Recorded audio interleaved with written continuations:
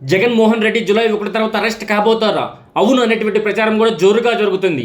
పల్నాడు పర్యటనలో సత్తెనపల్లి నియోజకవర్గానికి సంబంధించి ఆ రోజు జరిగినటువంటి యాక్సిడెంట్లో దళిత కార్యకర్త అయినటువంటి వైఎస్ఆర్సీపీ కార్యకర్త సింగయ్య మృతి చెందడం మనందరికీ తెలిసింది. ఆ కేసుకు సంబంధించి ఆ రోజు వాడినటువంటి కారును కూడా పోలీసులు ఇప్పటికే సీజ్ చేశారు. అదేవిధంగా ఆ కారు నడిపినటువంటి డ్రైవర్ ఎవరైతే ఉన్నారో ఎస్ రమణారెడ్డిని కూడా అరెస్ట్ చేశారు, విచారించారు కూడా. ఆ విచారణలో ఆయన ఆ రోజు సింగీని గుర్తించి తన నడుపుతున్నటువంటి కారేనని, ఆ కారులో జగన్మోహన్ రెడ్డి గారు కూడా ప్రయాణిస్తారని చెప్పడం కూడా జరిగింది. ఈ మొత్తం వ్యవహారం గమనించినటువంటి జగన్మోహన్ రెడ్డి గారు తను ఏటుగా ఉండటం చేత ఈ కేసుకు సంబంధించి హైకోర్టులో క్యాష్ పిటిషన్ వేయడం కూడా జరిగింది. దయచేసి ఈ కేసును కొట్టేయండి, నేను కేవలం ప్రయాణికుడిని మాత్రమే, డ్రైవర్ యాక్సిడెంట్ చేస్తే నాకేం సంబంధం. అంతేకాకుండా ఇందులో కూడా తీవ్రమైనటువంటి సెక్షన్లు పెట్టారు, కాబట్టి దయచేసి ఈ కేసు కొట్టేయమని హైకోర్టులో క్యాష్ పిటిషన్ అయితే వేశారు.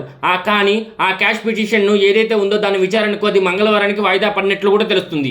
ఇక్కడ చూడండి, జూలై 1 తర్వాత జగన్ అరెస్ట్, సింగయ్య మృతి కేసులో సంచలనం, తనపై కేసు కొట్టేయాలని జగన్మోహన్ రెడ్డి పిటిషన్. శుక్రవారం దీన్ని విచారించిన హైకోర్టు ప్రమాదానికి ప్రయాణికుడికి ఏం సంబంధం అని చెప్పి జగన్మోహన్ రెడ్డి గారికి సంబంధించినటువంటి లాయర్లు ఎవరైతే ఉన్నారో వాళ్ళు వాదించారు. పోలీసుల తరపున వాదిస్తున్నటువంటి లాయర్లు అయితే అక్కడ ఇన్సిడెంట్ జరగడానికి కారణం ఈయన నిబంధనలను తొంగలోకి తొక్కి బల ప్రదర్శనకు దిగటమే. పోలీసులు ఆల్రెడీ ఆయనకి పర్మిషన్ ఇవ్వలేదు. జగన్మోహన్ రెడ్డి గారికి పర్మిషన్ ఇచ్చింది కేవలం 3 వాహనాలు మాత్రమే. అదేవిధంగా కేవలం 100 మందితో మాత్రమే ర్యాలీగా వెళ్ళమని ఆ కుటుంబాన్ని పరామర్శించని చెబితే ఈయన బల ప్రదర్శనకు దిగాడు. ఈయన బల ప్రదర్శనకు దిగటం వల్లనే సింగి అనేటువంటి వ్యక్తి తొక్కిసలాట జరిగి కారు కింద పడి యాక్సిడెంట్ అయ్యి మరణించారని కూడా పోలీసులు మరియు ప్రభుత్వం తరపున న్యాయవాదులు అయితే కోర్టుకు విచారించడం జరిగింది. జగన్ నిబంధనలు ఉల్లంఘించారని పోలీసులు తీవ్రమైన సెక్షన్లు పెట్టారని జగన్ లాయర్లు ఆరోపించారు.